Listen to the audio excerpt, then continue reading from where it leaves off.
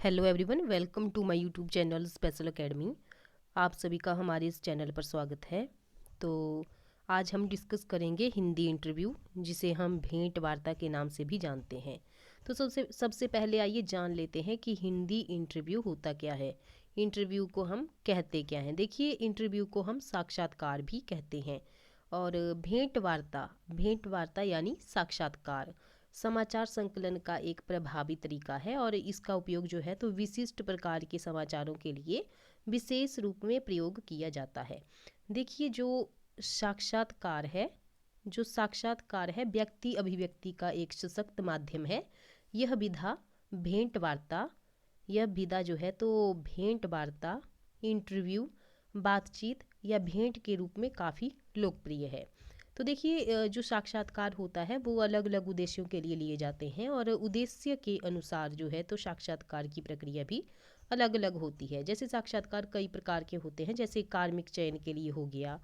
देखिए, टेलीविज़न साक्षात्कार हो गया, दूरभाष सूचना, लंच, फिर पजल, और एक होता है स्ट्रेस।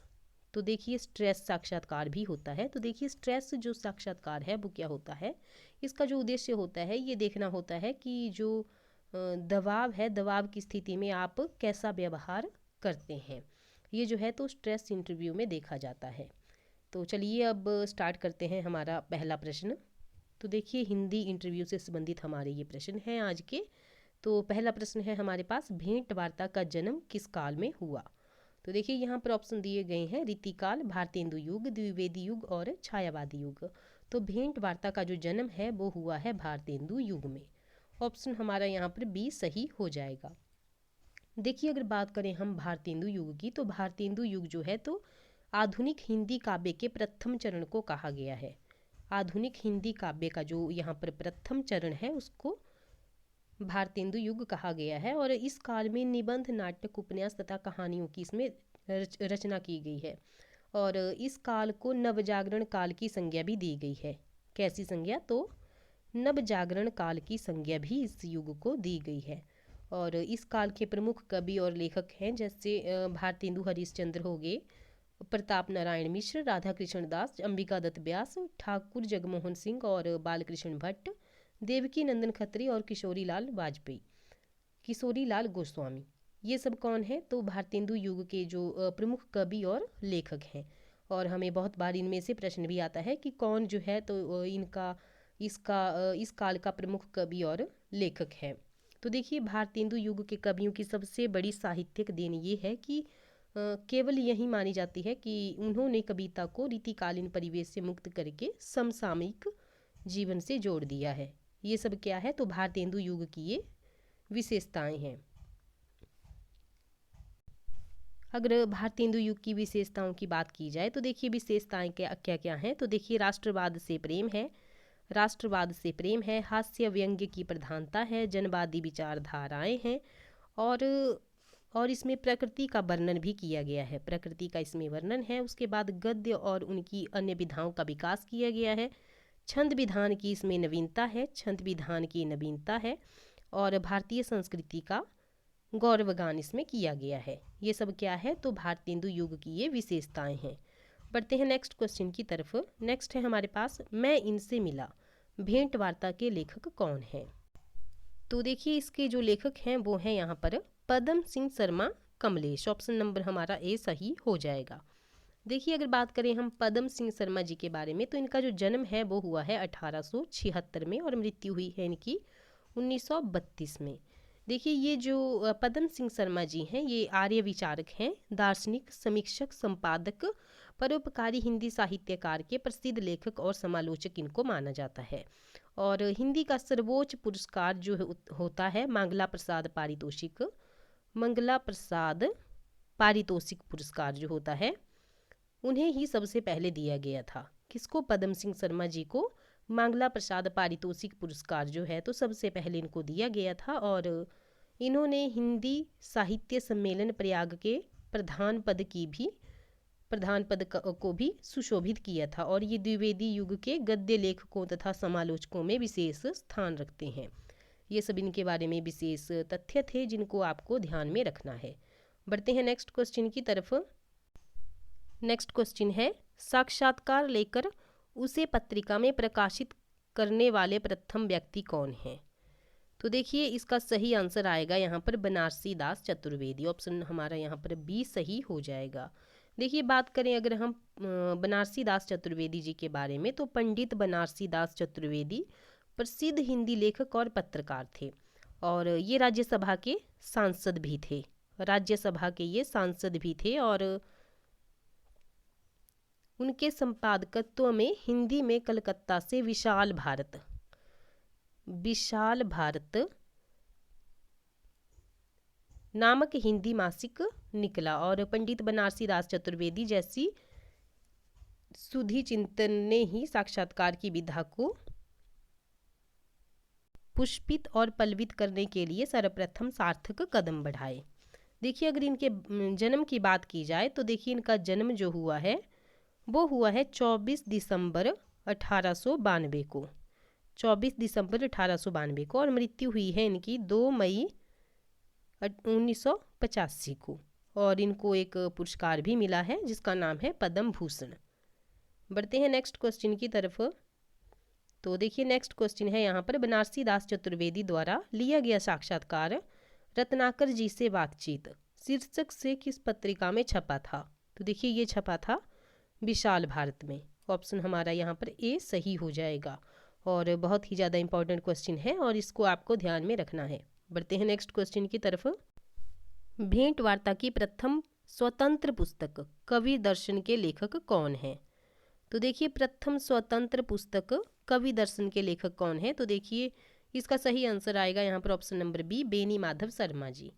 अगर बात करें हम यहाँ पर इसकी भेंट वार्ता की, तो देखिए हिंदी साहित्य के इतिहास में जो है तो यदि साक्षात्कारों की परंपरा खोजें तो इस विधा की शुरुआत हिंदी के प्रसिद्ध पत्रकार श्री बनारसी दास चतुर्वेदी द्वारा की गई थी और उन्होंने अपने पत्र विशाल भारत में रत्नाकर जी से बातचीत, अभी हमने ऊपर वाले क्वेश्चन में ये पढ़ा कि रत्नाकर जी से बातचीत और तथा और प्रेमचंद जी के साथ 2 दिन, विशाल भारत में इन्होंने 2 यहाँ पर पत्रिकाएं निकाली हैं जिनका नाम है यहाँ पर रत्नाकर जी से बातचीत, रत्नाकर जी से बातचीत, जो कि 1931 में ये प्रकाशित हुई थी विशाल भारत में। और दूसरी पत्रिका है इनकी प्रेमचंद जी के साथ 2 दिन, प्रेमचंद जी के साथ 2 दिन, और ये जो प्रकाशित हुई है पत्रिका 1932 में ये प्रकाशित हुई है, 1932 में ये प्रकाशित हुई है। और इसके पश्चात जो है तो हिंदी में साक्षात्कारों का सिलसिला चल निकला था और बेनी माधव शर्मा की पुस्तक कवि दर्शन इस विधा की प्रथम स्वतंत्र कृति मानी जाती है। ये इसी के स्वतंत्र कृति मानी जाती है। इसमें तत्कालीन प्रसिद्ध साहित्यकारों जैसे अयोध्या सिंह उपाध्याय हरिऔध, श्याम सुंदर दास, रामचंद्र शुक्ल और मैथिली शरण गुप्त आदि से लिए गए साक्षात्कार इसमें संग्रहित हैं। तो बढ़ते हैं नेक्स्ट क्वेश्चन की तरफ। नेक्स्ट है हमारे पास यहाँ पर, साक्षात्कार के दौरान जैनेन्द्र से पूछे गए प्रश्नों को जैनेन्द्र के विचार पुस्तक में किसने प्रकाशित किया? तो देखिए इसका जो सही आंसर आएगा वो आएगा ऑप्शन नंबर यहाँ पर सी, प्रभाकर माचबे के द्वारा। नेक्स्ट है, राजेंद्र यादव द्वारा लिया गया साक्षात्कार की पुस्तक कौन सी है? तो देखिए राजेंद्र यादव द्वारा लिया गया साक्षात्कार की पुस्तक है चेखव एक इंटरव्यू और मेरे साक्षात्कार। ऑप्शन हमारे यहाँ पर सी सही है, उपयुक्त दोनों। देखिए अगर बात करें हम राजेंद्र यादव की, तो इनका जो जन्म हुआ है वो हुआ है 28 अगस्त 1929 को और मृत्यु हुई है इनकी 2013 में। जन्म हुआ है 1929 में और मृत्यु हुई है 2013 में। और हिंदी के ये सुप्रसिद्ध लेखक हैं, कहानीकार, उपन्यासकार और आलोचक भी थे। और नई कहानी के नाम से हिंदी साहित्य में इन्होंने एक नई विधा का सूत्रपात किया है। इसके अलावा इनकी प्रसिद्ध रचनाएं हैं जैसे सारा आकाश, शह और मात, 1 इंच मुस्कान, जहां लक्ष्मी कैद है, छोटे छोटे ताजमहल। अगर बात करें इनके सम्मान की, तो देखिए इनको सम्मान मिला है शलाका सम्मान। कैसा सम्मान मिला है? शलाका सम्मान इनको मिला है। और इनका जो विवाह है, देखिए विवाह की बात कर लेते हैं यहाँ पर। तो देखिए इनका विवाह सुप्रसिद्ध जो हिंदी लेखिका हैं मन्नू भंडारी जी के साथ इनका विवाह हुआ है। किसके साथ? तो मन्नू भंडारी जी के साथ राजेंद्र यादव का विवाह हुआ है। बढ़ते हैं नेक्स्ट क्वेश्चन की तरफ। कला के हस्ताक्षर किसके द्वारा लिए गए साक्षात्कार का संग्रह है? तो देखिए कला के हस्ताक्षर किसके द्वारा लिए गए साक्षात्कार का संग्रह है? तो देखिए इसका सही आंसर है देवेंद्र सत्यार्थी। देखिए अगर बात करें हम देवेंद्र सत्यार्थी जी की रचनाओं के बारे में, तो इनके जो हिंदी संग्रह हैं वो हैं चट्टानों से पूछ लो, चाय का रंग नए धान से पहले, सड़क नहीं बंदूक। अगर बात करें इनके निबंध और रेखा चित्रों के बारे में, तो देखिए इनके निबंध और रेखा चित्र हैं जैसे हिंदी एक युग एक प्रतीक, 1949 में ये प्रकाशित हुई है रचना।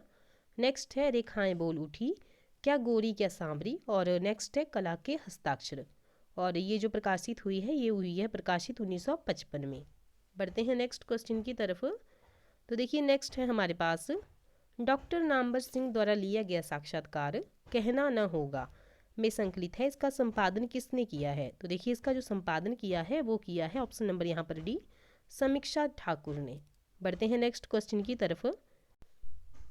देखिए 10वां क्वेश्चन है हमारे पास, धर्मवीर भारती से साक्षात्कार का संकलन संपादन किसने किया है? तो देखिए इसका सही आंसर आएगा पुष्पा भारती जी के द्वारा। ऑप्शन हमारा यहाँ पर ए सही हो जाएगा। देखिए अगर बात करें हम पुष्पा भारती जी के बारे में, तो इनकी जो देखिए प्रसिद्ध जो रचनाएं हैं वो हैं जैसे आधुनिक साहित्य बोध, रोमांचक, सत्य कथाएं, सुभागत, रोचक राजनीति, हिंदी के 3 उपन्यास, 2.5 आखर प्रेम के, अमिताभ आख्यान, सरस संवाद और सफ़र सुहाने, ये सब क्या हैं? तो पुष्पा भारती की ये प्रसिद्ध रचनाएं हैं। बढ़ते हैं नेक्स्ट क्वेश्चन की तरफ। नेक्स्ट है हमारे पास कृपा शंकर चौबे द्वारा लिया गया कवियों एवं साहित्यकारों से साक्षात्कार किस पुस्तक में है? तो देखिए ये जो साक्षात्कार है किस पुस्तक में है? तो देखिए इसका सही आंसर आएगा संवाद चलता रहे, ऑप्शन हमारे यहाँ पर सी सही हो जाएगा। नेक्स्ट है हमारे पास अज्ञे के साक्षात्कार किस पुस्तक में संकलित हैं? तो देखिए अज्ञे के जो साक्षात्कार हैं वो किस पुस्तक में संकलित हैं? तो रचना क्यों और किन के बीच, ऑप्शन यहाँ पर बी सही हो जाएगा। नेक्स्ट है जिज्ञासाएं मेरी समाधान बच्चन के कृति के कृतिकार कौन है? तो देखिए इसका जो सही आंसर आएगा वो आएगा ऑप्शन यहाँ पर ए सही हो जाएगा, कमल किशोर गोयनका। नेक्स्ट है जवाब दो विक्रमादित्य साक्षात्कार का संग्रह है, तो देखिए इसका सही आंसर आएगा ऑप्शन यहाँ पर डी सही हो जाएगा, राजेंद्र यादव। नेक्स्ट है सांस्कृतिक आलोक से संवाद नामक साक्षात्कार है, तो देखिए इसका सही आंसर है डॉक्टर पुष्पिता।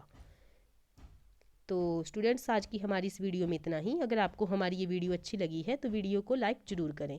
मिलते हैं नेक्स्ट वीडियो में नेक्स्ट टॉपिक के साथ, तब तक के लिए धन्यवाद।